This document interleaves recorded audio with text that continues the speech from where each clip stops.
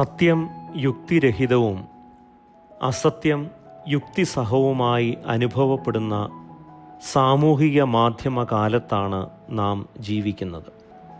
അതുകൊണ്ട് തന്നെ നുണകൾക്ക് നേരിനേക്കാൾ വിശ്വസനീയത കൂടുതലുണ്ട് എന്ന് തോന്നും. സത്യവും സ്നേഹവും മിക്കപ്പോഴും നിലയുറപ്പിക്കുന്നത് കാഴ്ചയുടെയും കേൾവിയുടെയും യുക്തിയുടെയും മറുപുറത്താണ്. ഇതറിയാതെയാണ് നാം മറ്റുള്ളവരെ ന്യായം വിധിക്കുന്നത്.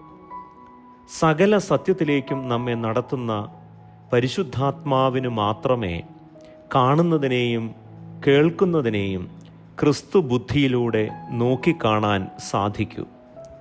ക്രിസ്തു ബുദ്ധിയിലേക്കാണ് പരിശുദ്ധാത്മാവ് നമ്മെ നയിക്കുന്നത്. ദൈവം അനുഗ്രഹിക്കട്ടെ.